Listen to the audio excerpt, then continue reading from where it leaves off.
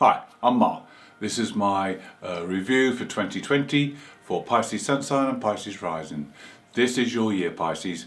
Not only have you got Neptune, your ruler, in your sign, but also Jupiter, your co-ruler, comes into your sign. This is a tremendous boost for you. You receive great benefit from this. With Jupiter moving into your first house, which he does on January the 1st, there is tremendous benefits. You will grow, you will expand and evolve like never before. This is a time when you will be able to understand the world better. You'll be able to grow up, so to speak. You'll become more mature, more confident, and you'll receive many benefits. All you have to do is to take the opportunities that come your way. The only warning is that you need to be careful, because there is a tendency to overindulge and overdo things when Jupiter is in that first house. On the 14th of January we see Mercury having his first retrograde motion of the year.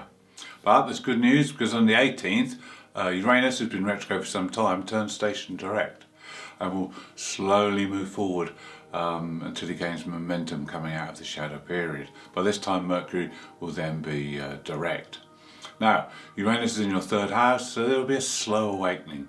It may have felt over recent months that you've been going over the same old ground, and it may have got a bit tedious, a bit boring. Now there's going to be a lot more excitement coming into your life.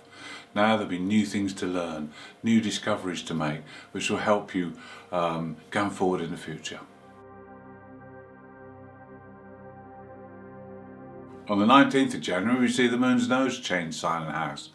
The north node moves into Taurus, which is your third house, and the south node moves into Scorpio, which is your ninth house. So these houses will become the focus for great learning and evolution over the next year or so. This is where you need to fine-tune your energy. The eclipses will certainly help you do that. February sees all planets moving in a forward motion. This is great, because this is a time to go full steam ahead and put all your plans and ideas into action. This is from the 4th of February to the 29th of April, so you've got 3 months to really make the most of this.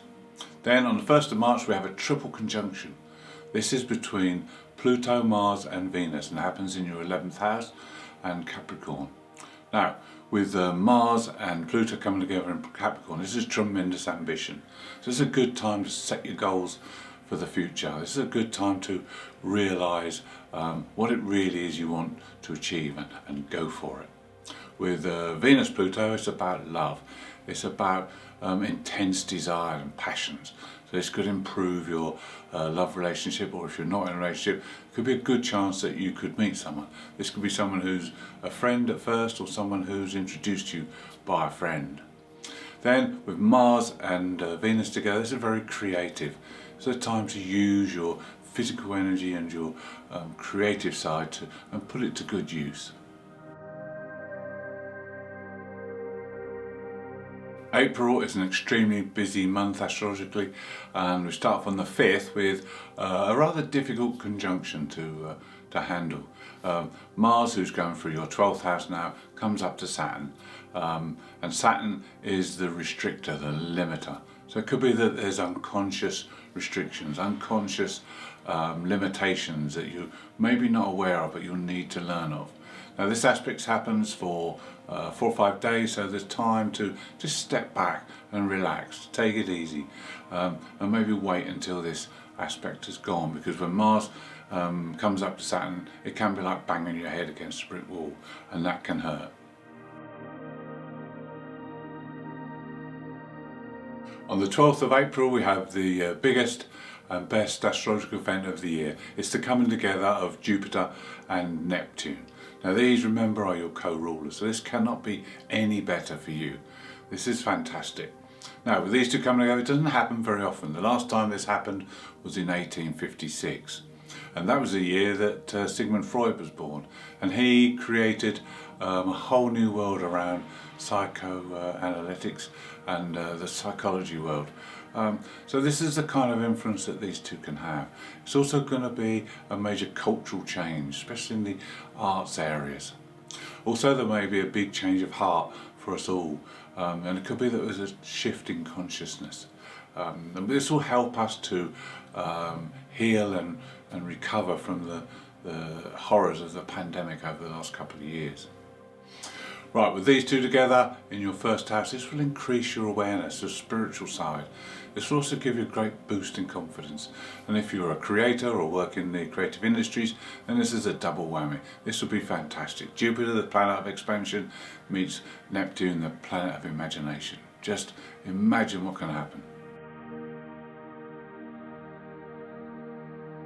Coming together of Jupiter and Neptune in Pisces conjures up the picture of two dolphins playing in the sea. This happens at 23 degrees of Pisces and brings the 2 and 3 energies together. This is knowledge and creativity. This will help with compassion and understanding and diplomacy. We also have 2 and 3 making 5. 5 is about diversity and variety within our lives, and it's also a time for change. Now, towards the end of the month, Venus comes up and contacts both of these. Now, Venus with Neptune is great for visualization. You can visualize what you imagine, and this can be fantastic. Also, with Venus, Jupiter, it's good for relationships, and it's very good for finances as well. On the 29th, Jupiter makes a positive aspect to Pluto. Now, with these two coming together, it's like giving you a boost of faith. This is giving you confidence to go and do what it is you need to do. Pluto in that 11th house is about your dreams and ideals for the future. This is a good time to set them and then work towards them. The 30th of April sees our first solar eclipse of the year. It's a partial solar eclipse in Taurus, and it belongs to the Saros 6 North series of eclipses, and this series is renowned for bringing responsibility with it. Also, it can be a time when you have to accept commitments. Now, the other thing about this eclipse is it highlights our individual relationships to authority figures and father figures. So these are all issues that may pop up during the period of this eclipse, and far-reaching as well. Now, this eclipse is also conjunct Uranus. There'll be a lot of changes coming with this. Could be changes that affect our life in the long term, and far-reaching changes as well. Now, in Taurus, it's about connecting to nature and to the earth, and in the 3rd house for you, it's about your local environment. It's about your communication, it's about networking, and it's about understanding relations with your family as well. Now, there'll be plenty of time in the future when the eclipses happen in the 9th house for higher learning, but at this point in time it's a good time to learn mundane things, how things work, or so you get a better understanding of things. May sees Jupiter move into Aries in your 2nd house. This again will be a tremendous benefit to you. The 2nd house is all to do with finances and wealth. So this is a time of abundance. This is when you can use the law of attraction to attract anything you require. But you need to manage resources well. This is part of the key as well, is to manage them and make the most use of them. And don't be fooled into thinking that you can spend, because that won't help you either. Now, also there'll be benefits from your values as well. You'll be more mature in your values, and you'll be able to realise and understand what it is you truly value and what is superficial to you. On the 10th of May, Mercury goes retrograde for his 2nd period. He starts off in your 4th house and progresses back into your 3rd house. And this will interfere with things because the upcoming eclipse will be affected by this. Mercury moving into Taurus, and the 3rd house will make it difficult to get to grips with communications. Mercury's in his own house, so he can probably do more damage in that position because he's more familiar with that area. So you need to check emails, you need to check communications, you need to listen carefully and ask people to make themselves clear if you're not understanding things. It's not a good time to sign documents, but if you have to, make sure you read them thoroughly. On the 16th of May, we have a total lunar eclipse. This is in Scorpio in your 9th house. Now, because the eclipses come in pairs, this one belongs to the same series as the one 2 weeks ago, and will have similar themes to it. But the difference with this one is that it's the ninth house that's a focus for you now, and the ninth house is about adventure.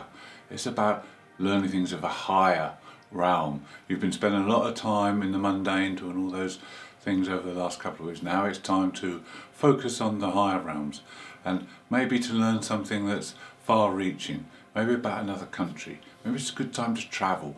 This is the things you have to plan under this eclipse.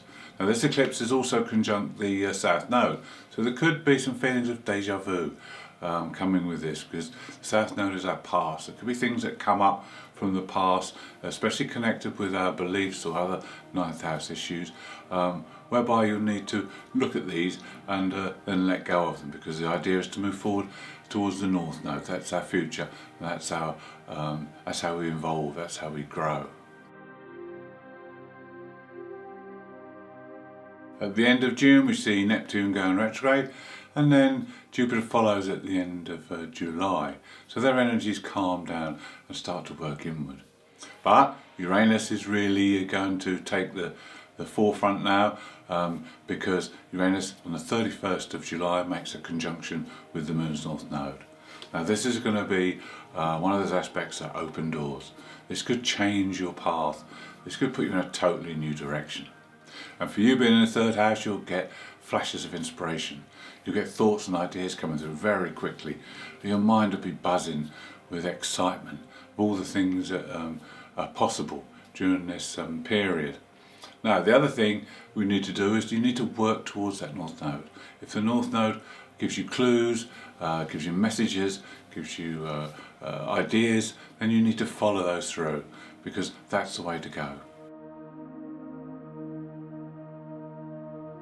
On the 9th of September, Mercury goes for his third retrograde motion, but this time he's going direct before the eclipse happens. The next eclipse on the 25th of October is in Scorpio, and it's a partial solar eclipse. And this time it belongs to the Saros 6 South series, and this series is renowned for bringing power and control into your life. Now this is related to the 9th house in Scorpio, so there's an intense desire here to learn and to evolve and to grow.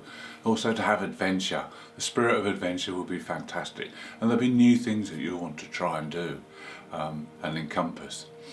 Now the other thing is this eclipse brings great strength in relationships, so it could be that there is something that you need to share, something that you need to do together that will strengthen that relationship.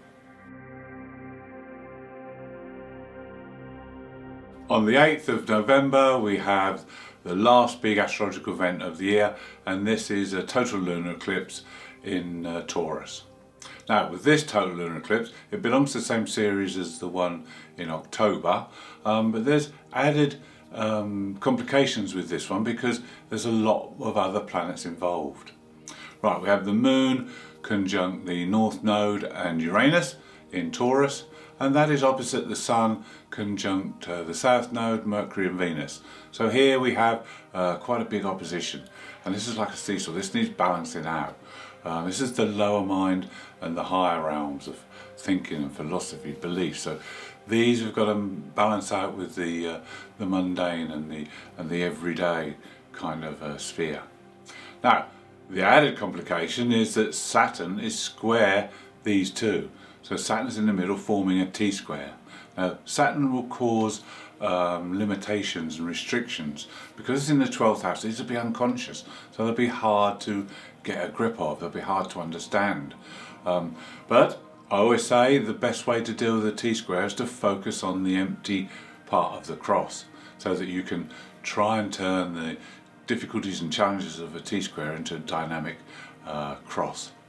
Now the empty space for you in the cross is the 6th house, so all you need to do is follow your daily routines, keep in sync, so to speak, with what you're doing. That way you won't get set off course, you won't get distracted.